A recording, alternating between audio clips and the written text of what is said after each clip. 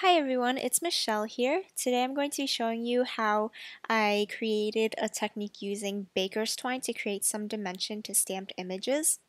The stamps I'm using today are from a new release from the Alleyway Stamps, and it has all of these little treats like ice cream cones and cupcakes. I'm going to be using the lollipop stamp because I was inspired by the little swirl of the lollipop, which is what we're going to be following when I do the technique with the twine later. But first I'm just going to stamp a couple of these onto some die cuts, and I'm using a postage stamp die cut. If you remember a few weeks ago, I made some lunchbox note cards that were in this shape, and I had a couple of extra ones, so I thought I'd put them to use on today's card. And as you can see here, I'm just stamping three lollipops on each piece of paper, and I'm actually going to be making two cards at once since I have all of these supplies out, and this technique is going to get a little messy, so while you're getting your hands dirty, you might as well make two cards at once.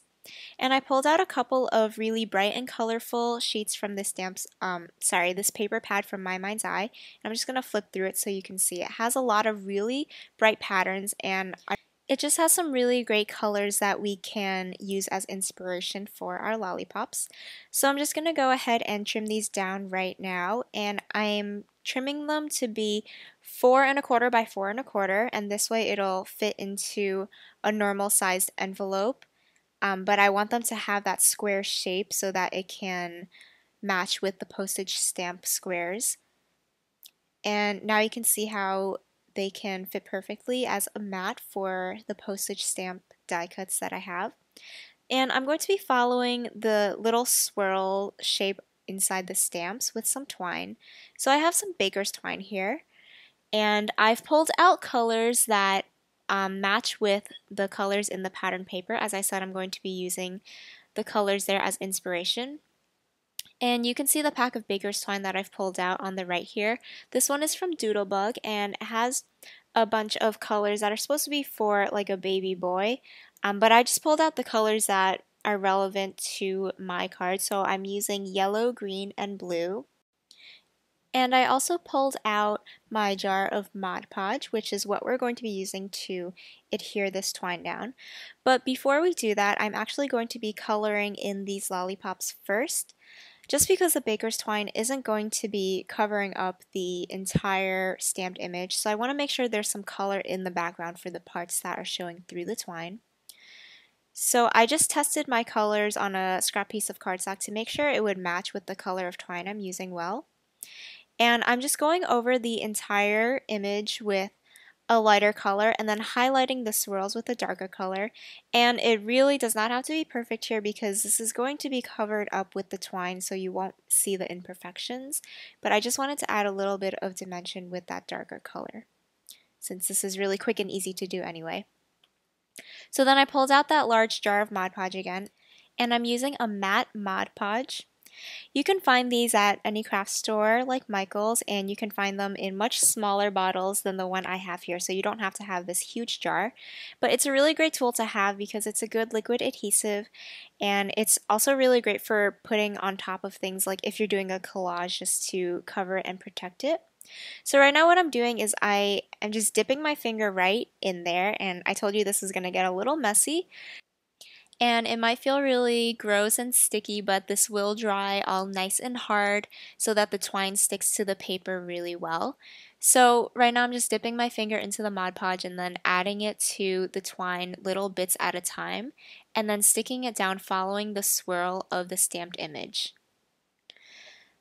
And of course you can use any kind of stamped image that you want that has a similar shape. It doesn't have to be this exact stamp, and it doesn't have to be lollipops, but if you wanted to do maybe like the inside circles of like a flower stamp, or if you just have like a geometric pattern that you want to fill some of them in with this twine, this is a great way to just add a little bit more dimension and texture, and it's just something really fun and different because you wouldn't see this on a lot of cards. So I just think it's a fun way to use up a supply that you might have lying around.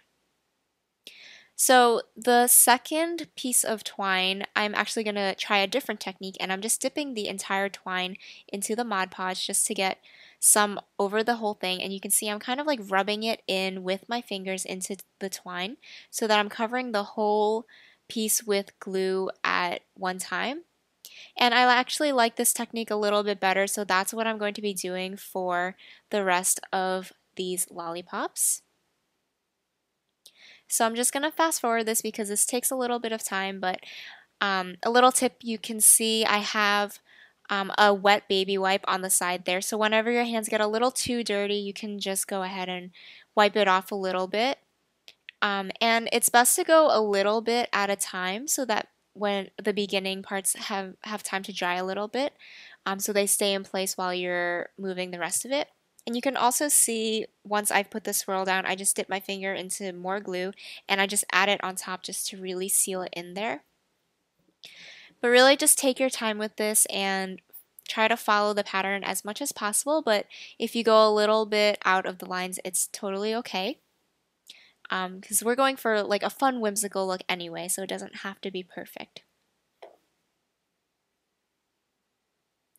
So now moving on to my second set of lollipops, and this time I'm simplifying my coloring a little bit, and instead of doing those two shades, I'm just going with one because in the last one you couldn't really see the shading that much, so I figured you didn't really have to take the time to do that. And I'm just going back really quickly to color in the little sticks in my last card because I forgot to do that. So again, as I said, I'm just dipping the entire twine into the Mod Podge and then slowly working it so that it follows the swirl of the lollipop. So I just went ahead and finished off the rest of those.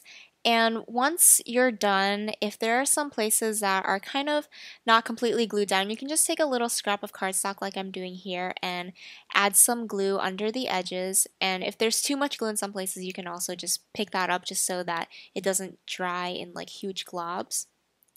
And at this point, my twine was pretty much dry, but maybe it just didn't have enough glue and that's why it's not sticking down to the paper as much. But it is pretty set in that swirl shape, so I don't have to worry about messing that up too much. And I just set that aside to dry since it is quite a bit of glue. And I'm going to concentrate on the sentiment now. So I pulled out a very simple happy birthday sentiment from another stamp set from the Alleyway Stamps called Rock Solid. And I've mounted it onto my acrylic block.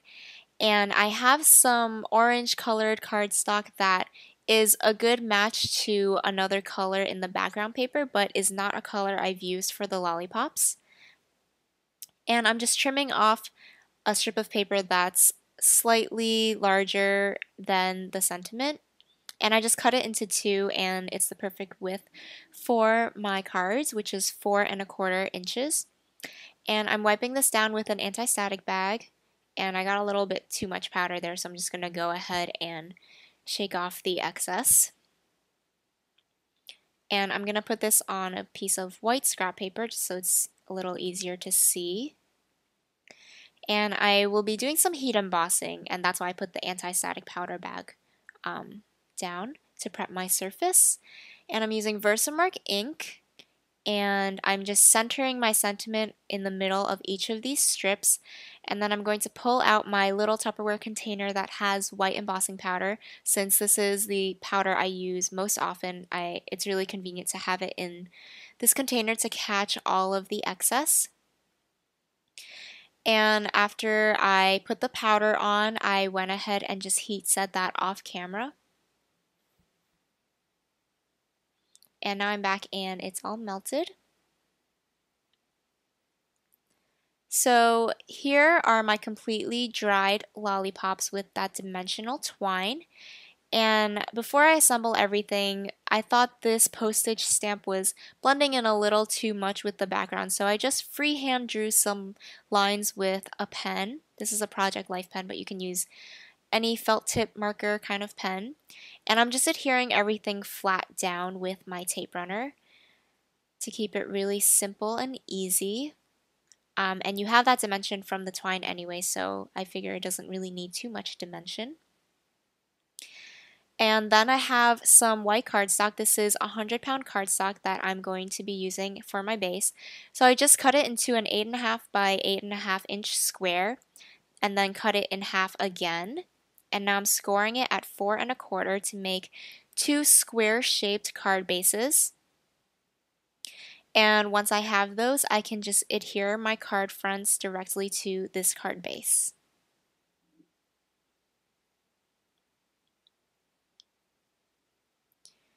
So that finishes off the cards. I think they're really cute, especially in this square format.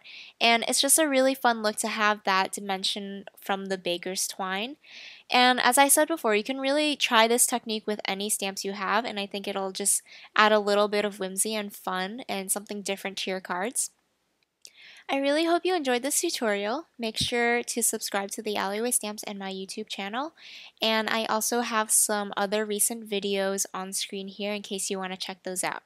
Thank you so much for watching, and I hope you'll come back soon.